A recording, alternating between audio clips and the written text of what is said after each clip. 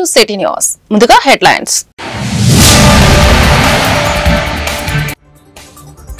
రాష్ట్రంలో వైభవంగా రథసప్తమి వేడుకలు, ఆలయాలలో ప్రత్యేక పూజలు, దైవ దర్శనం గావించిన ప్రముఖులు.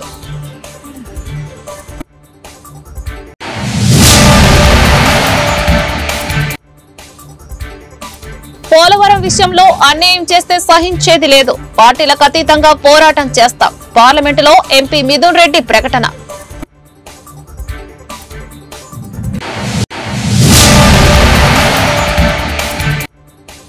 స్థానిక సంస్థల ఎన్నికల్లో అక్రమాలు జరుగుతున్నాయని వైసీపీ ఆరోపణలు, దాడులకు పాల్పడుతున్న టీడీపీ నేతలపై చర్యలు తీసుకోవాలంటూ ఈసీకి ఫిర్యాదు.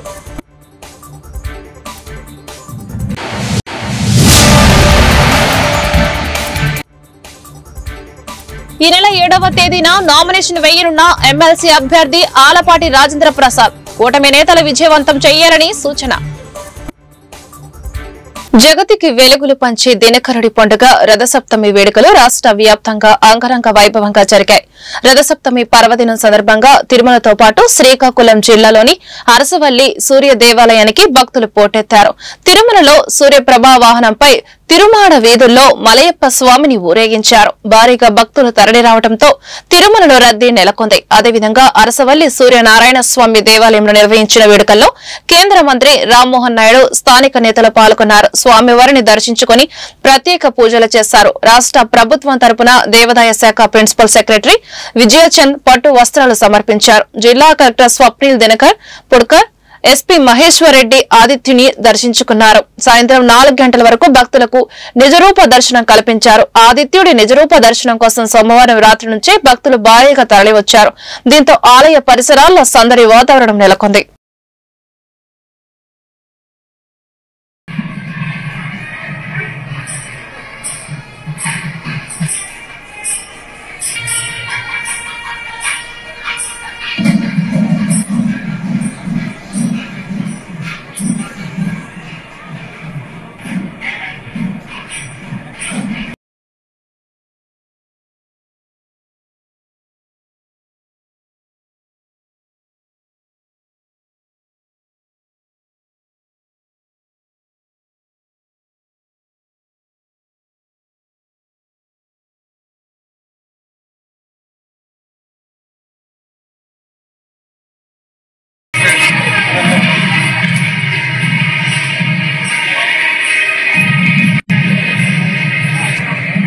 సూర్య భగవానుడి తాలూకా ఆశీస్సులు పుష్కలంగా ప్రతి ఒక్కరి మీద ఉండాలి.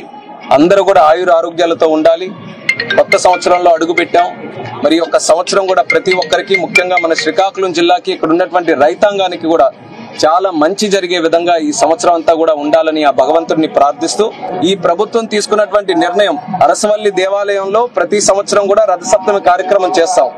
కానీ ఈసారి ఒక స్టేట్ ఫెస్టివల్ గా చేశామనంటే ప్రభుత్వం తాలూకా ఆలోచన, మన దేవాలయాలు మనం కాపాడుకోవాలి, మన సంస్కృతి, మన సాంప్రదాయాలు, మన ఆచారాలు ఏవైతే ఉన్నాయో భావితరాల వరకు కూడా తెలియజేయాలనే ఆలోచనతో ఇది మొట్టమొదటిసారిగా ఒక రాష్ట్ర పండుగగా చేశాం. అణిమాది సిరి అంజనాద్రి మిది రూపము, అణురేణు పరిపూర్ణమైన రూపము, పాలజల నిధిలోన పవళించు రూపము, కాల సూర్య చంద్రాగ్ని గల రూపము. ఇంతకంటే నేనేం చేయలేను. చాలా మంచిగా అనిపించింది ఆ రూపం చూసి, నిజ రూపం చూసి.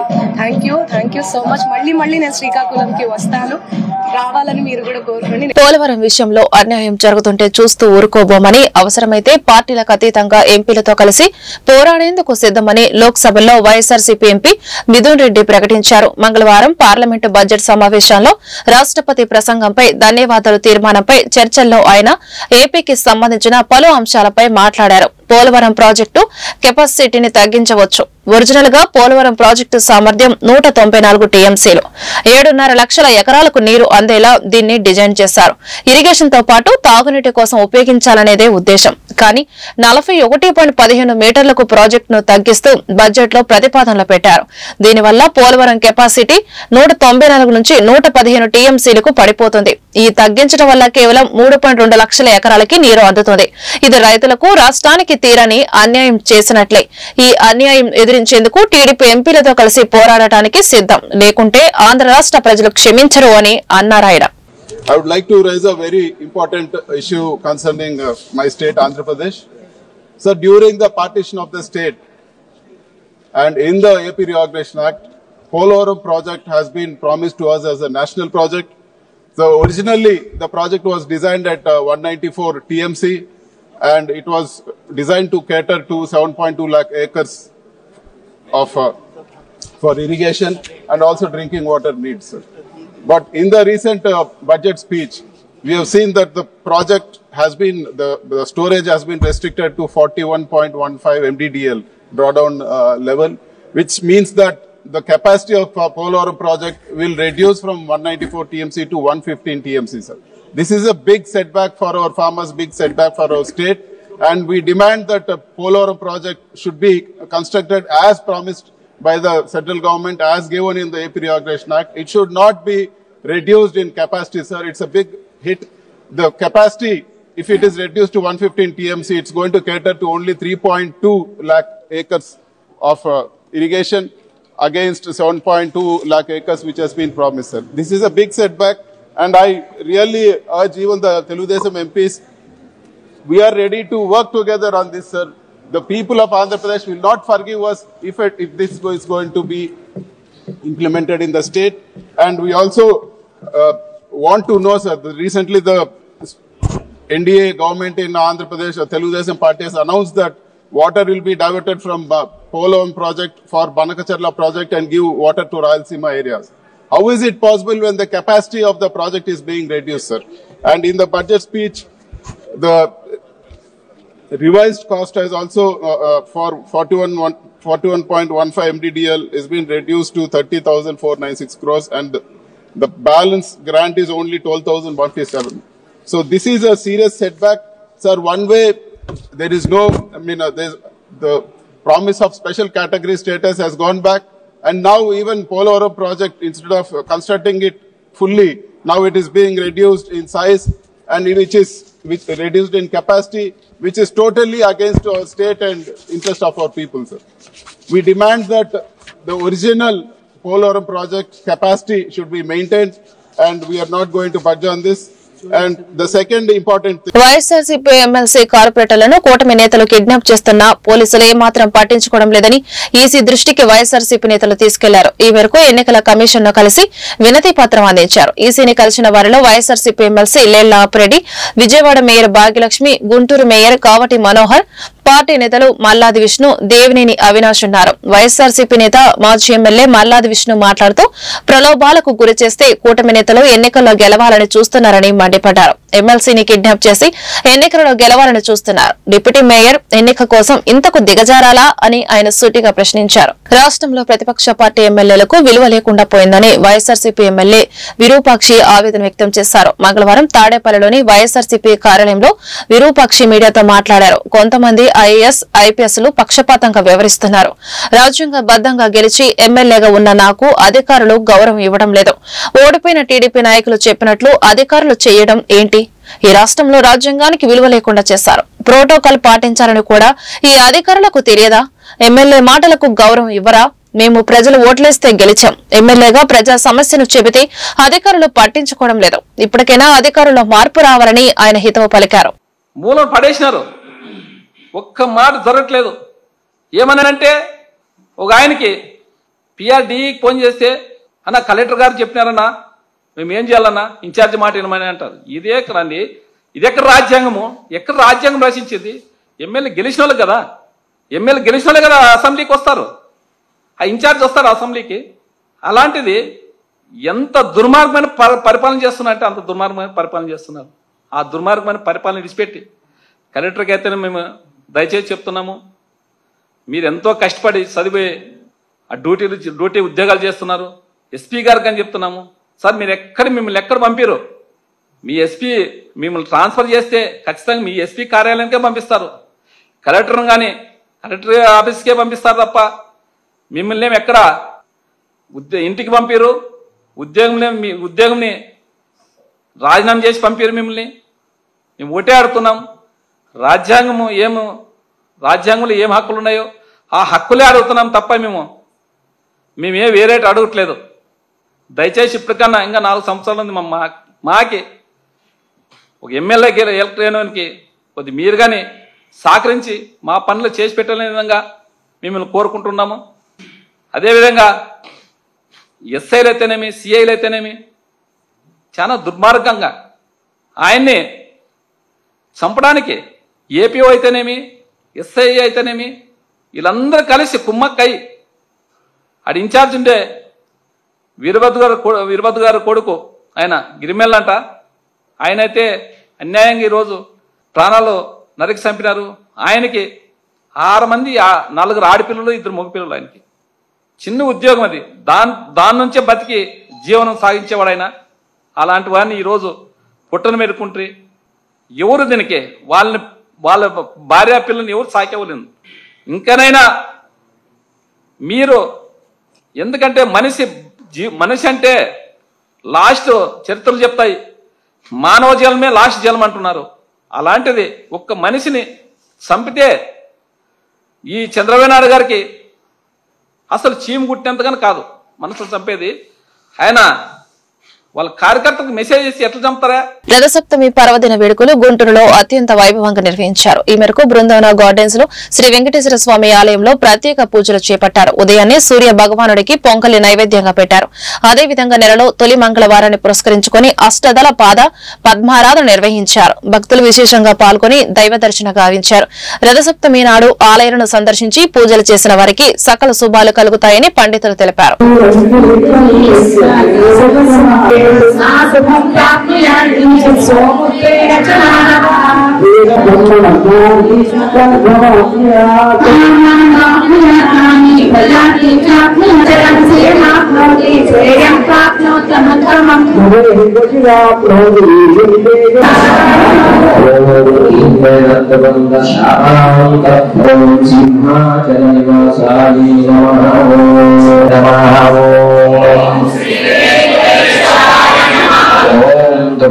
ఓం నమో వెంకటేశాయ. కళ్యాణాద్భుతగాత్రాయ కామితార్థప్రదాయనే శ్రీమద్ వెంకటనాథాయ శ్రీనివాసాయ తే నమః. ప్రియ భగవద్బంధువులారా, గుంటూరు తిరుపతిగా ప్రసిద్ధిగాంచినటువంటి బృందావన గార్డెన్ సైదరైన అన్నమయ్య వీధిలో వెంచేసి ఉన్న శ్రీ పద్మావతి గోదా సమేత శ్రీ వెంకటేశ్వర స్వామి వారి దేవస్థానంలో రథసప్తమి వేడుకలు అత్యంత వైభవపేతంగా జరుగుతున్నాయి. తిరుమలలాగా ఊరేగింపులు ఉత్సవాలు లేనప్పటికీ కూడా స్వామివారికి విశేషమైన పుష్పాలంకరణ సేవ, అందులో నెలలో మొదటి మంగళవారం కలిసి రావటాన స్వామివారికి అష్టదళ పాదపద్మారాధన కార్యక్రమం బంగారు పుష్పాలతో స్వామివారికి విశేష పూజా కైంకర్యం అంతా కూడా జరిగింది. తర్వాత సూర్య జయంతి వాడ రథసప్తమి నుండి సూర్య భగవానుడు పుట్టినటువంటి రోజు కాబట్టి మన ప్రపంచానికి మొత్తానికి వెలుగునిచ్చినటువంటి రోజు. సూర్య భగవాను లేకపోతే మన యొక్క మనుగడ, మానవ జాతి యొక్క జీవరాశుల యొక్క మనుగడే లేదు కాబట్టి ఆ సూర్య భగవాను యొక్క జయంతిని పురస్కరించుకొని చక్కగా దేవాలయంలో కూడా మహిళా వాళ్ళందరూ కూడా కలిసి దేవాలయ పాలకవర్గం అందరి సహకారాలతో చక్కగా సూర్య భగవానుడికి చక్కగా పొంగలి విశేషమైన పాయసం తయారు చేసి నివేదన జరగడం, సూర్యనారాయణమూర్తి యొక్క నివేదన జరగడం జరిగింది. తర్వాత ఆదిత్య హృదయ పారాయణ, విష్ణు సహస్రనామ, లలిత సహస్ర పారాయణ కార్యక్రమాలు కూడా జరుగుతూ ఉన్నాయి. కాబట్టి భక్తులందరూ కూడా ఈ రోజున ప్రత్యక్ష దేవుడు ఎవరయ్యా అంటే సూర్య భగవానుడే కాబట్టి ఆరోగ్యం ఇచ్చేది భాస్కర, నమస్కార ప్రియో భాను అంటాం. ఒక నమస్కారం పెడితే సూర్య భగవానుడు మనం ఎంతో అనుగ్రహిస్తారట. కాబట్టి మనకు ఆరోగ్యం కావాలంటే సూర్య భగవాన్ని ఆరాధించాలి. కాబట్టి గ్రహాలన్నింటిలో గ్రహరాజు ఎవరయ్యా అంటే సూర్య భగవానుడే కాబట్టి ఆ సూర్య భగవాని అనుగ్రహం ఉన్నట్లయితే మనకు సంపూర్ణమైన ఆరోగ్యాలన్నీ కూడా ఆ పరమాత్మను అనుగ్రహించే అవకాశం ఉంది. కాబట్టి ప్రతిరోజు కూడా మేమందరూ నిద్ర లేవగానే కాలు చేతులు కడుక్కొని కనీసం మొహం కడుక్కోపోయినా స్నానం చేసిన దాకా అవకాశం లేకపోయినా సరే సూర్య భగవాన్ని చూసి నమస్కారం చేసుకుని స్నానం చేసినటువంటి వాళ్ళైతే 2 దోశలు నీళ్ళు చక్కగా స్నానం కట్ట చూపించి అర్ఘ్యం వదిలినట్లయితే ఆ సూర్యనారాయణమూర్తి యొక్క అనుగ్రహం పరిపూర్ణంగా ఉంటుంది. కాబట్టి ప్రతి ఒక్కరు కూడా సూర్యనారాయణమూర్తిని ఆరాధించి పరిపూర్ణంగా ఆరోగ్యవంతులయ్యి చక్కగా ఆనందంతో జీవితం కొనసాగించి భగవంతుల ఆదిత్య అనుగ్రహం పొందవలసిందిగా కోరుచున్నాం. బంగారు పుష్పాల పూజ జరిగింది కాబట్టి అందరూ కూడా సాయంత్రం కూడా వచ్చి పుష్పారాధన కార్యక్రమం సాయంత్రం కూడా ఉంటుంది. దర్శించడం వరకు పూజ సాయంత్రం ఉన్నది కాబట్టి ఎవరైనా దర్శించుకుంటుండే వాళ్ళు వచ్చి దేవాలయానికి వచ్చి బంగారు పుష్పాలు. ఎన్డీఏ కూటమి బలపరిచిన ఎమ్మెల్సీ అభ్యర్థి ఆలపాటి రాజేంద్ర ప్రసాద్ ఈ నెల 7వ తేదీన నామినేషన్ వేయనున్నారు. కలెక్టర్ కార్యాలయంలో ఎన్నికల అధికారులకు నామినేషన్ పత్రాలను అందజేస్తారు. ఈ సందర్భంగా నగరంలోని శ్రీ వెంకటేశ్వర విజ్ఞాన మందిరం నుండి కలెక్టర్ ఆఫీస్ వరకు భారీ ర్యాలీ నిర్వహించనున్నారు. ఈ కార్యక్రమంలో అందరూ పాల్గొని విజయవంతం చేయాలని ఆలపాటి సూచించారు.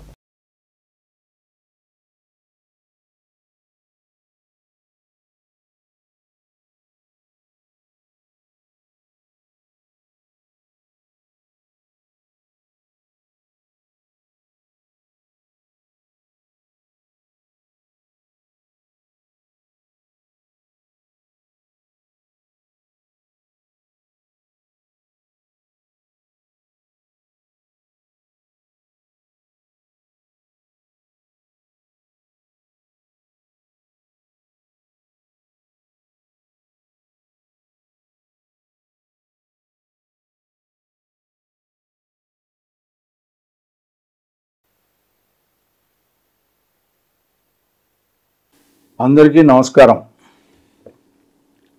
నేను మీ ఆలపాటి రాజేంద్ర ప్రసాద్ని.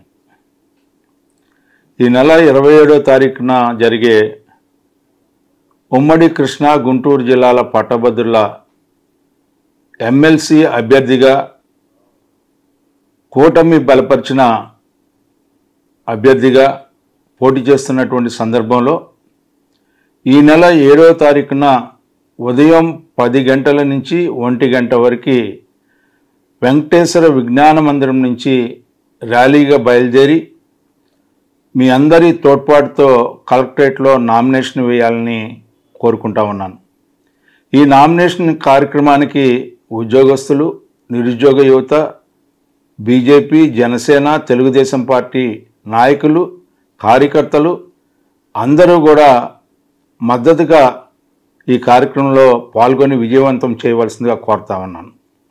ఈ రాష్ట్ర ప్రగతికి మీ అందరి తోడ్పాటుతో శాసనమండలిలో గెలిచి సేవ చేసే అవకాశం కల్పించమని చెప్పి విజ్ఞప్తి చేస్తూ సెలవు తీసుకుంటా ఉన్నా. అంతర్జాతీయ స్థాయిలో నిర్వహించిన సైన్స్ ఎగ్జిబిషన్ పోటీల్లో గుంటూరుకు చెందిన నారాయణ స్కూల్ విద్యార్థులు మంచి ప్రతిభ కనబరిచారు. స్పేస్ లో మానవుల జీవన విధానం, ఆహార ఉత్పత్తులు, వ్యవసాయం, పంటల సాగు వంటి అంశాలపై విద్యార్థులు ప్రదర్శన నిర్వహించారు. ఆన్లైన్ ద్వారా ప్రదర్శనను తిలకించిన నాసా శాస్త్రవేత్తలు విద్యార్థులను అభినందించారు. ఈ మేరకు నాసా నుండి అవార్డుకు ఎంపిక చేశారు. నాసా నుండి అవార్డు అందుకున్న విద్యార్థులను నారాయణ స్కూల్ ఏజీఎంలు వెంకటేశ్వరరావు, విజయ్, ప్రిన్సిపల్ రమేష్ అభినందించారు. స్పేస్ లో మానవులు జీవించే విధానం, మానవులు జీవిస్తే వారికి అవసరమైతే ఆహార ఉత్పత్తులు, అందుకు తగిన విధంగా వ్యవసాయం చేసే విధానంపై ఆన్లైన్ ద్వారా ప్రయోగం చేయడం జరిగిందని తెలిపారు. తమ విద్యార్థుల ప్రతిభను గుర్తించి నాసా అవార్డు ప్రదానం చేయడం గర్వంగా ఉందని చెప్పారు.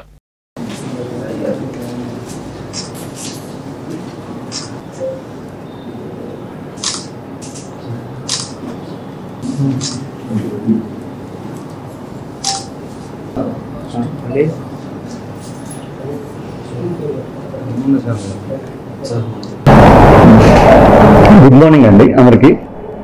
ఈరోజు నిన్న జరిగిన నాసా సెలక్షన్స్లో మన గుంటూరు జిల్లా నారాయణ విద్యా సంస్థల తరపు నుంచి గుంటూరు అమరావతి రోడ్డు బ్రాంచ్ నుంచి నాసా ప్రాజెక్టు సెలెక్ట్ అయిందని తెలియజేయడానికి ఈ సమావేశం ఏర్పాటు చేయడం జరిగిందండి. మన నారాయణ విద్యా సంస్థలకి నాసా సెలక్షన్స్ అనేది కొత్త ఏం కాదు. కానీ మన గుంటూరు జిల్లా తరపు నుంచి మన గుంటూరు అమరావతి రోడ్డు నారాయణ బ్రాంచ్ నుంచి నాసా ప్రాజెక్టు సెలెక్ట్ అయినందుకు చాలా ఆనందంగా ఉందండి. మా పిల్లలు మా యొక్క యాజమాన్యం ప్రోత్సాహంతో, ముఖ్యంగా మా డీజీఎం శ్రీనివాసరెడ్డి సారు, అలాగే మా డైరెక్టర్ రమ్మ మేడం, అలాగే మా ఏజీఎం విజయబాబు గారు, తర్వాత వెంకటేశ్వర గారు, జనకరం రెడ్డి గారి యొక్క సహకారంతో, వాళ్ళ యొక్క మా డీజీఎం గారి యొక్క సూచనలతో, మా R&D హెడ్ సింహాద్రి గారి యొక్క సూచనలతో ఈ ప్రాజెక్టు దేశం మొత్తం మీద మా ప్రాజెక్ట్ కూడా సెలెక్ట్ అయింది మా బ్రాంచ్ నుంచి కూడా అని తెలియజేయడానికి ఆనందంగా. నాసా సర్టిఫికేట్ వస్తాయి సార్. మొత్తం 8 మంది పార్టిసిపేట్ చేశారండి. ఫిజిక్స్లో 8 మంది, బయాలజీ విభాగంలో 5 పిల్లలు పార్టిసిపేట్ చేశారండి. గ్రూప్, ఇది ఒక group project. Large group project దీనికి మన సెలక్షన్ వచ్చింది సార్. 2 months కంప్లీట్గా దీని మీద పేరెంట్స్, పిల్లలు, టీచర్స్ దీని మీద వర్కౌట్ చేశారు సార్. మళ్ళీ సెంట్రల్ ఆఫీస్ నుంచి R&D హెడ్స్ కూడా ఇన్వాల్వ్ అయ్యి దీని ప్రాజెక్ట్లో ఉన్న టెక్నికల్ ఇష్యూస్ కానీ ఏదైనా ప్రింటింగ్ ఇష్యూస్ కానీ ఏమైనా ఉంటే వాళ్ళు యొక్క ప్రాజెక్ట్ చెక్ చేసి పంపించడం జరిగింది. So very happy to announce that we are adding one more feather in the success of Narayana Saga. So Narayana ante we won't confine it to only academics. It's Narayana is all about all-round development of the student. So all-round development వచ్చేసరికి we'll concentrate on the academics. అలాగే పిల్లల్లో ఉన్న science కి సంబంధించి వాళ్ళ మానసికంగా వాళ్ళని దృఢంగా చేయడానికి వాళ్ళకి కావాల్సిన గైడెన్స్ ఇస్తూ పిల్లలందరూ సైన్స్ ప్రకారం, ఎందుకంటే future all belongs to the science. So once ఇక్కడ స్పేస్ మన సెటిల్మెంట్ భూమి మీద అయిపోయిన తర్వాత we need to migrate to the space. So space కి వెళ్ళిన తర్వాత how to survive in the space, that is in the hands of the future scientist. So we are happy to announce that many of our students are going to become the scientists of the future. So వాళ్ళలో so main every year NASA వాళ్ళు prestigious గా NASA space settlement contest conduct చేస్తూ ఉంటారు. దీంట్లో large groups, small group, single group కూడా మనం form చేసుకుని, అంటే ఒక స్టూడెంట్ అయినా ప్రాజెక్ట్ పంపించవచ్చు. స్మాల్ గ్రూప్ అంటే ఒక 4 members వరకు పంపించవచ్చు. లార్జ్ గ్రూప్ అయితే ఒక 7 members వరకు కలిపి ప్రాజెక్ట్ చేసి పంపించడం. ఈ విధంగా డిఫరెంట్ కేటగిరీస్ లో so mathematics, science, English, biology విధంగా అన్ని విధాలుగా ఈ ప్రాజెక్ట్ కండక్ట్ చేస్తూ ఉంటారు. దాంట్లో బయాలజీలో ఈ రోజున మనకి ఈ ప్రాజెక్ట్ సెలెక్ట్ అవ్వడం జరిగింది. కాబట్టి ఆ విధంగా ప్రతి ఒక్క స్టూడెంట్ ని కూడా ఒక అన్ని విధాలుగా ఎంకరేజ్ చేస్తూ వాళ్ళకి ప్రతి ఒక్క విషయం మీద అవగాహన ఉండేటట్టుగా మన నారాయణ కేర్ తీసుకున్నామండి. ఇటువంటి గ్రేట్ అచీవ్మెంట్ వచ్చినందుకు పర్సనల్లీ తెలంగాణ రాష్ట్రంలో వ్యక్తమైన కులగణన వివరాలు భారతదేశానికి కనువిప్పు కలగాలని, దేశవ్యాప్తంగా కులగణన చేపట్టాలని జనచైతన్య వేదిక రాష్ట్ర అధ్యక్షుడు వల్లంరెడ్డి లక్ష్మారెడ్డి పేర్కొన్నారు. గుంటూరులోని జనచైతన్య వేదిక కార్యాలయంలో ఆయన మీడియాతో మాట్లాడారు. తెలంగాణ రాష్ట్రంలో నిర్వహించిన కులగణన అద్భుతమైన వాస్తవాలను వెలికితీసిందని చెప్పారు.